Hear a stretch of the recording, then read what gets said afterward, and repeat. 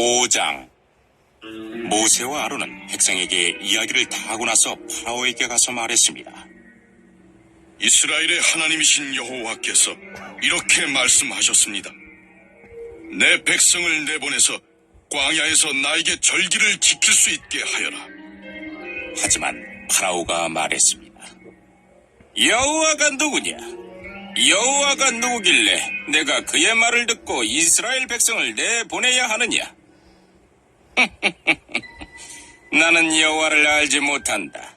나는 이스라엘 백성을 보낼 수 없다. 그러자 모세와 아론이 말했습니다. 이번이 사람들의 하나님께서 우리에게 나타나셨습니다. 그러니 우리를 3일 길쯤 광야로 나가게 해주십시오. 그곳에서 우리의 하나님이신 여호와께 제사를 드리겠습니다. 그렇게 하지 않으면 여호와께서 우리를 병으로 죽게 하시거나 칼로 치실 것입니다. 그러나 이집트 왕이 모세와 아론에게 말했습니다.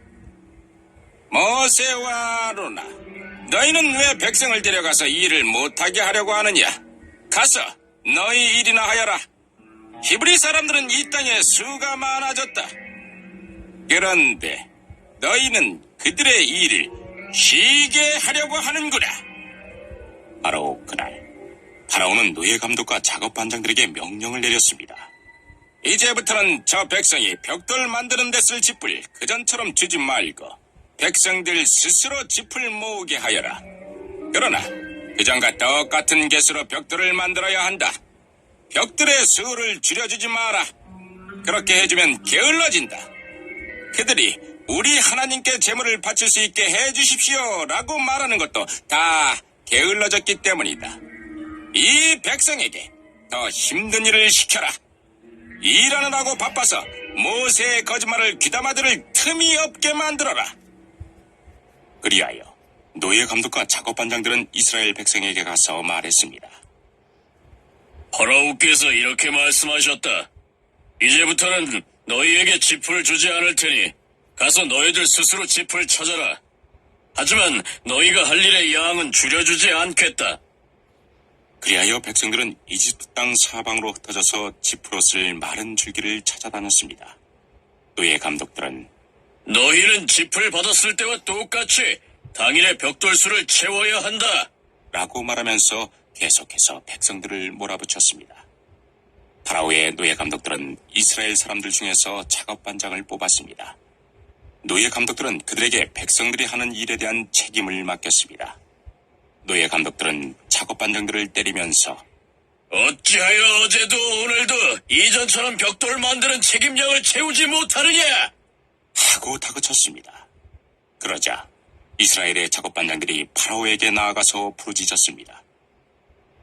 왕께서는 어찌하여 왕의 종들에게 이렇게 하십니까? 어찌하여 집도 주지 않으면서 벽돌을 만들라고 하십니까? 보십시오. 왕의 종들은 얻어맞고 있습니다. 그러나 잘못은 왕의 백성에게 있습니다. 파라오가 대답했습니다. 너희들은 게으르다. 정말 게으르다. 너희가 일하기 싫으니까 이곳을 떠나 여호와께 제물을 바치러 가자고 그러는 것이다. 당장 돌아가서 이 일을 하여라. 너희에게는 짚을 주지 않겠다. 하지만 너희는 그전과 똑같은 수의 벽돌을 만들어야 한다.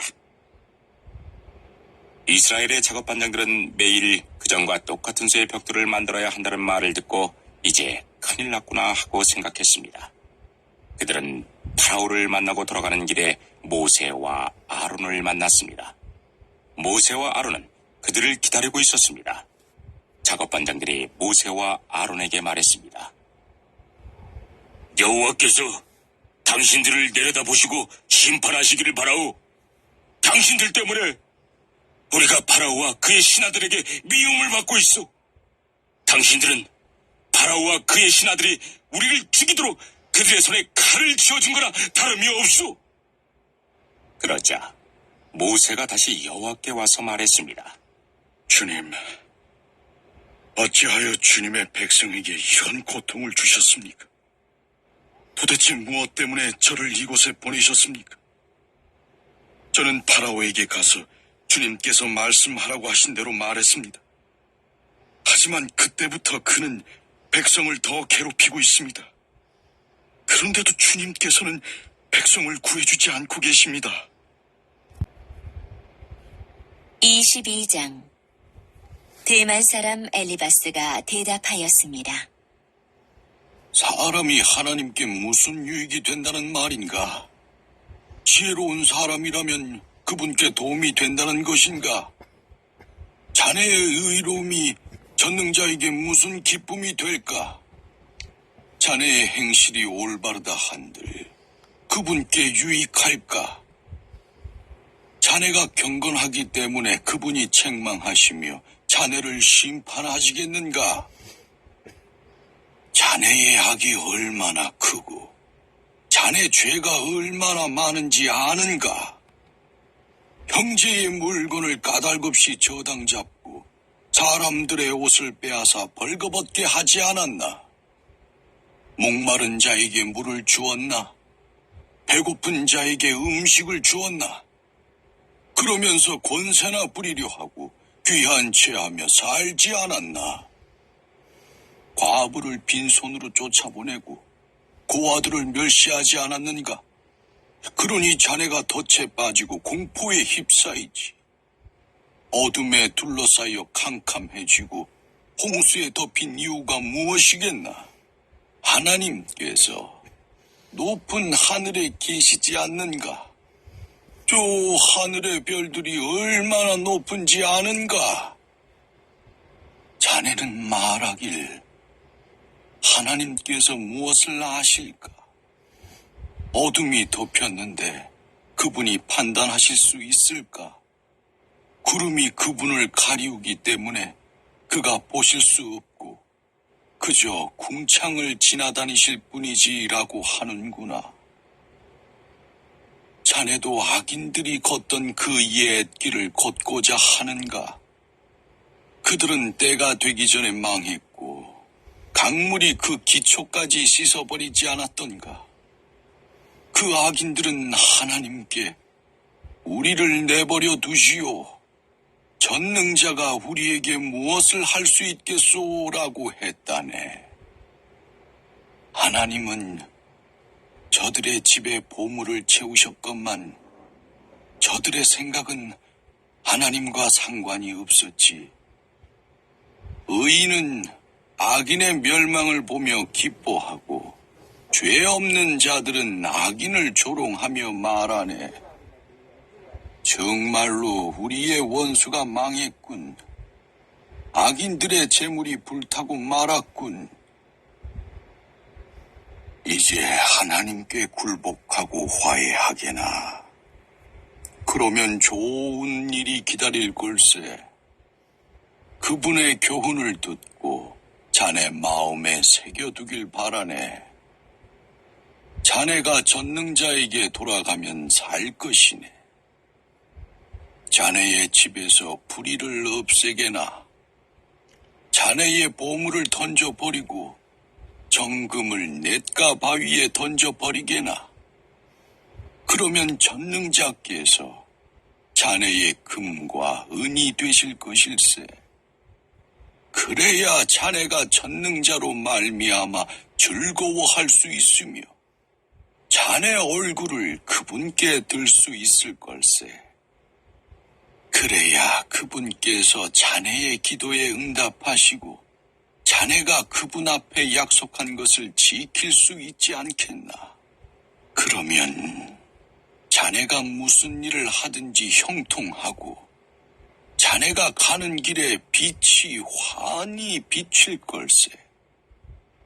자네가 낮아진 때에 믿음으로 높아질지어다라고 말한다면 그분께서 낮아진 자를 구원하실 것이네.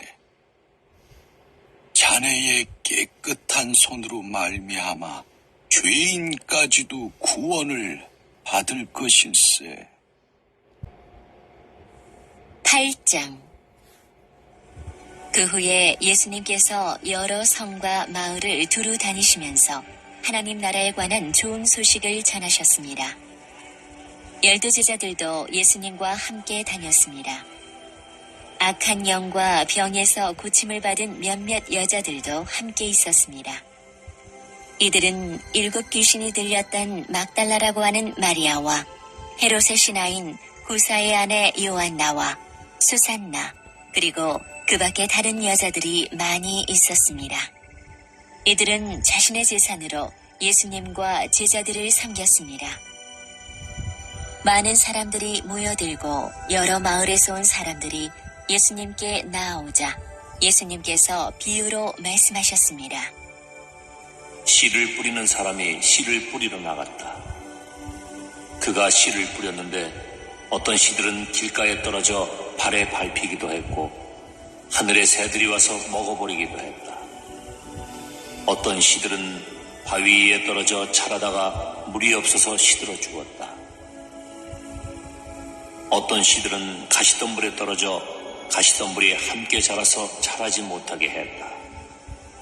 어떤 씨들은 좋은 땅에 떨어져 자라나서 100배의 열매를 맺었다. 이 말씀을 마치시고 예수님께서 외치셨습니다. 들을 귀 있는 자는 들어라. 제자들이 이 비유가 무슨 뜻인지를 예수님께 물었습니다. 예수님께서 말씀하셨습니다.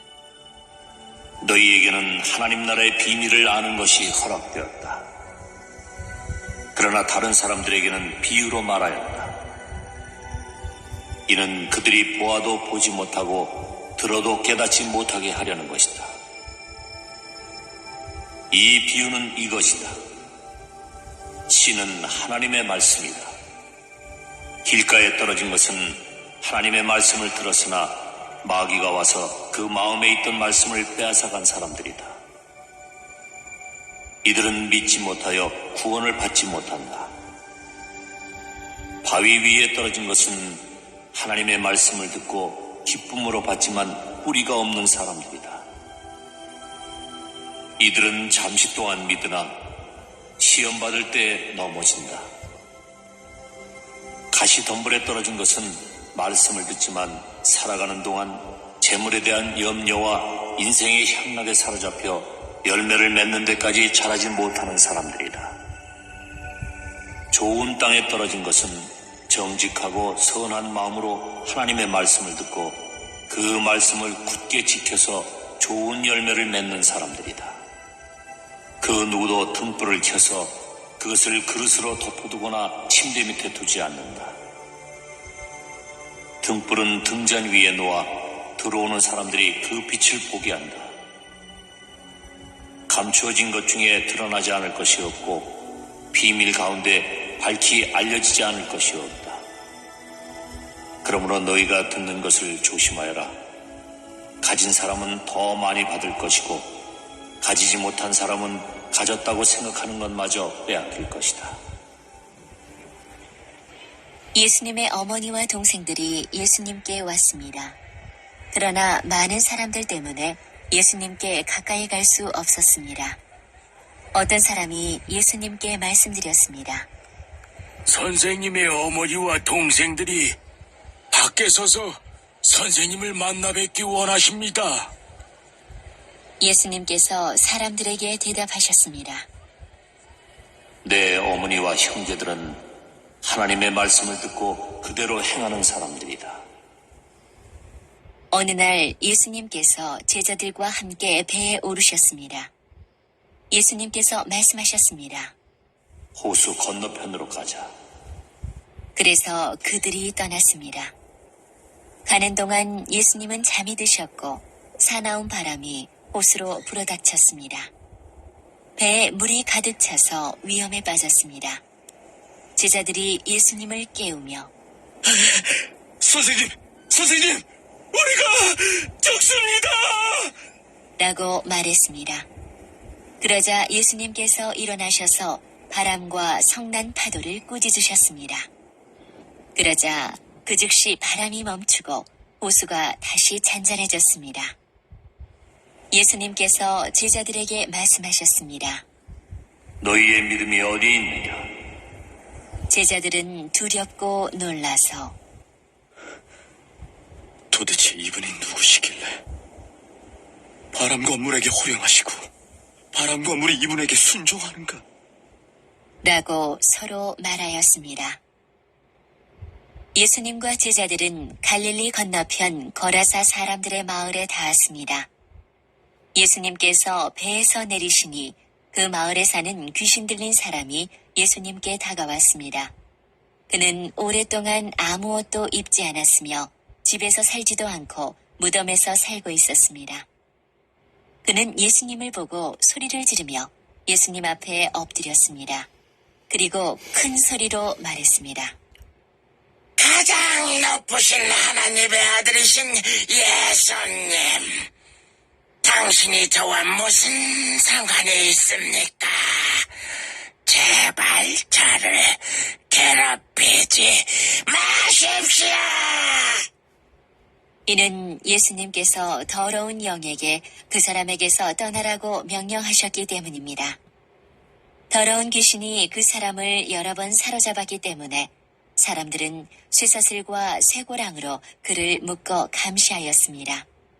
그러나 그는 쇠사슬을 끊고 귀신이 이끄는 대로 광야로 뛰쳐나가곤 하였습니다. 예수님께서 그에게 물으셨습니다. 내 이름이 무엇이냐? 그러자 그가 대답했습니다. 레기온입니다. 이는 많은 귀신이 그에게 들어갔기 때문입니다. 귀신들은 예수님께 자신들을 지옥으로 쫓아내지 말아달라고 간청하였습니다. 그때 언덕에는 많은 돼지떼가 풀을 먹고 있었습니다. 귀신들은 예수님께 자기들을 그 돼지떼에게 들어가게 해달라고 간청하였습니다. 예수님께서 그렇게 허락하셨습니다. 그러자 귀신들은 그 사람에게서 나와 돼지떼 속으로 들어갔습니다. 순간 그 돼지들은 비탈을 내리달아 옷으로 들어가 빠져 죽었습니다. 돼지를 치던 사람들이 일어난 일을 보고 도망쳐 이 사실을 성과 마을 사람들에게 전하였습니다. 사람들이 일어난 일을 보려고 예수님께 다가갔습니다. 그리고 귀신이 나간 사람이 옷을 입고 제정신으로 예수님 발 앞에 앉아 있는 것을 보았습니다. 그들은 두려운 생각이 들었습니다. 이 일을 목격한 사람들이 귀신 들린 사람이 어떻게 온전하게 되었는지를 사람들에게 말해 주었습니다.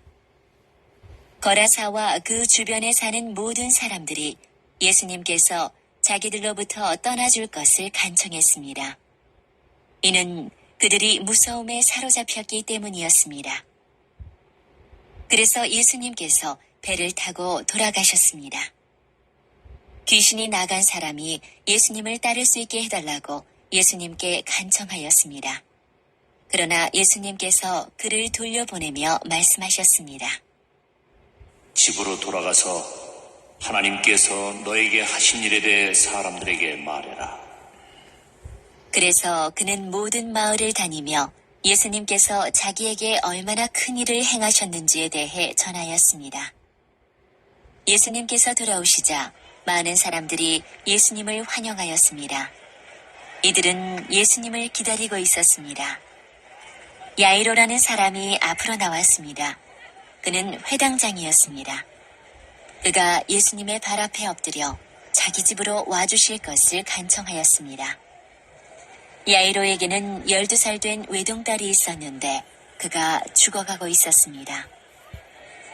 예수님께서 야이로의 집으로 가시는데 많은 사람들이 예수님께 바짝 붙어서 밀어댔습니다. 그 중에는 12년 동안이나 혈루증을 앓고 있던 여자가 있었습니다. 의사에게 많은 돈을 썼지만 그 누구도 그 병을 고칠 수가 없었습니다. 그가 예수님 뒤로 와서 옷깃을 만졌습니다. 그러자 즉시 피가 그쳤습니다. 예수님께서 말씀하셨습니다. 누가 나를 만졌느냐? 사람들은 모두 만지지 않았다고 말하였습니다. 베드로가 말했습니다. 선생님, 많은 사람들이 에워싸면서 밀어대고 있습니다. 예수님께서 말씀하셨습니다. 누군가 나를 분명히 만졌다. 내게서 능력이 나간 것을 안다. 숨길 수 없다는 것을 안 그 여자는 떨며 나와 예수님 앞에 엎드렸습니다. 그리고 사람들 앞에서 왜 자기가 예수님을 만졌는지 또 어떻게 즉시 병이 나았는지를 말씀드렸습니다.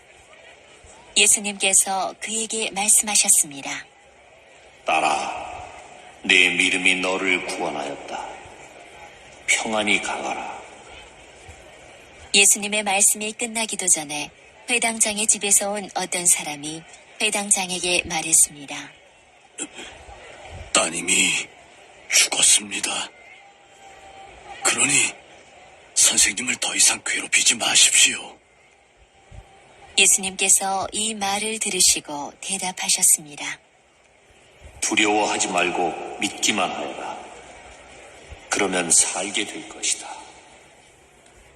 그 집에 이르러 예수님께서는 베드로와 요한과 야고보 그리고 소녀의 아버지와 어머니 외에는 아무도 함께 들어가지 못하게 하셨습니다. 사람들이 소녀를 위해 슬피 울고 있었습니다. 예수님께서 울음을 그쳐라. 그는 죽은 것이 아니라 자고 있다. 라고 말씀하셨습니다. 그러자 사람들은 예수님을 비웃었습니다.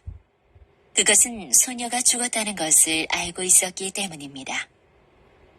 예수님께서 소녀의 손을 잡고 불렀습니다. 아이야, 일어나라.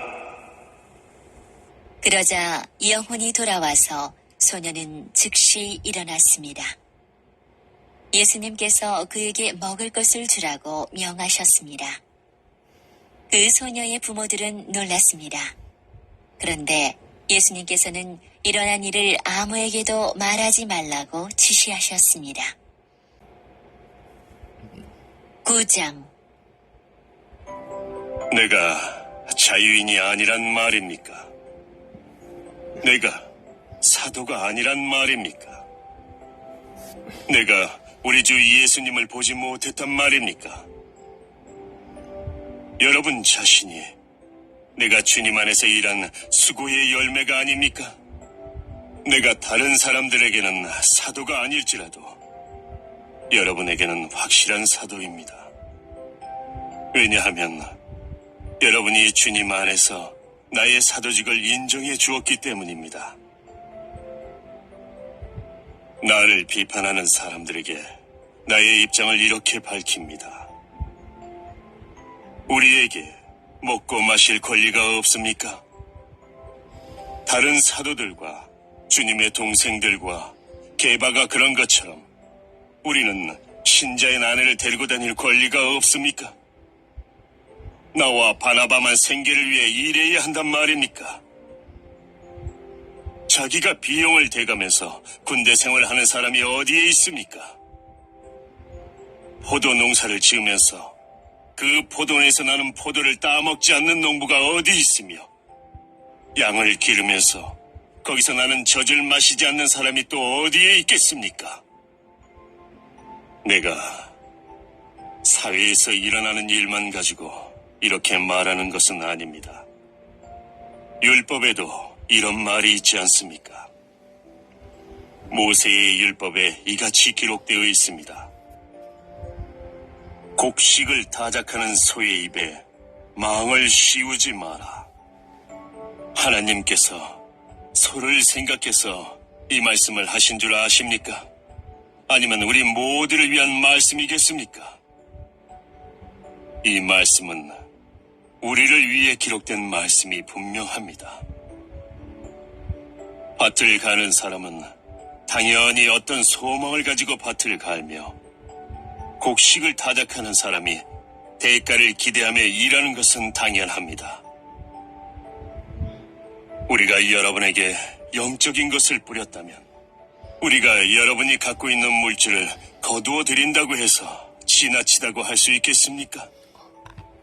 다른 사람들이 여러분에게 이런 것을 요구하는 권리를 가졌다면 우리는 그럴 권리가 더 있지 않겠습니까?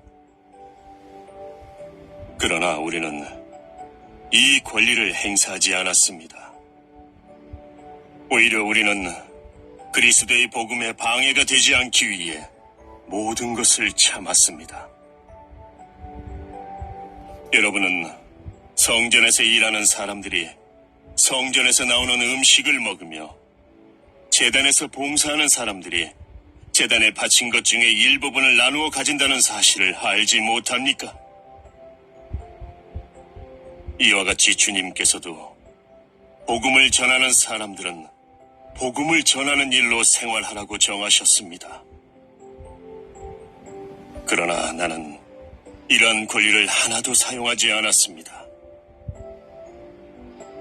그렇다고 해서 여러분이 나에게 그렇게 해주기를 바라서 이 편지를 쓰는 것은 아닙니다. 내가 가지고 있는 이러한 자부심을 빼앗기기보다는 차라리 굶어 죽는 편이 더 나았습니다.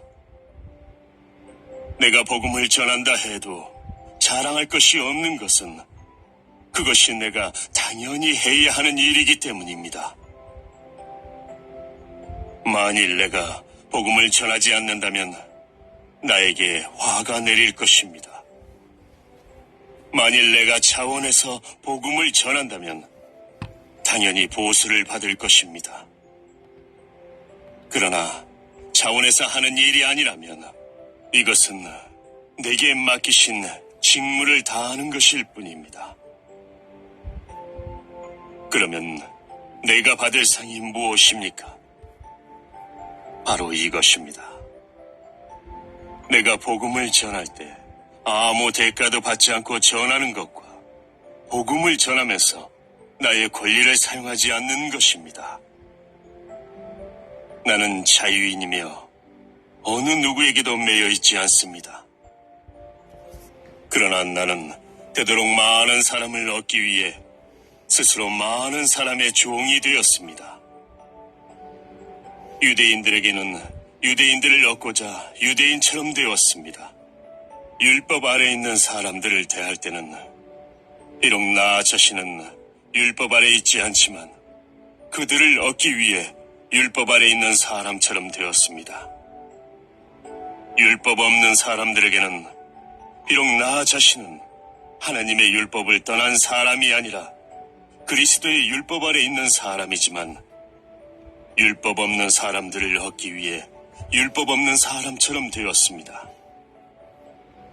믿음이 약한 사람들에게는 약한 사람들을 얻기 위해서 약한 사람이 되었습니다. 내가 모든 사람들에게 그들과 같이 된 것은 아무쪼록 모든 방법을 다하여 그들 중에 몇 사람이라도 구원하기 위해서였습니다. 나는 복음이 주는 복에 참여하기 위해 복음을 전하는 일이라면 무슨 일이든 하고 있습니다. 경기장에서 경주자들이 다 달려가지만 상을 받는 사람은 한 명뿐인 것을 알지 못하십니까? 이와 같이 여러분도 상을 받을 수 있도록 달리십시오. 경기를 하려는 사람은 모든 면에서 자기 절제를 하는 법입니다. 그들은 썩어 없어질 면류관을 얻으려고 절제를 하지만 우리는 썩지 않을 면류관을 얻으려고 그렇게 합니다. 이처럼 나는 목표가 없는 사람처럼 달리지 않습니다. 나는 허공에다 주먹을 휘둘러대는 사람처럼 싸우지 않습니다. 나는 내 몸을 쳐서 굴복시킵니다.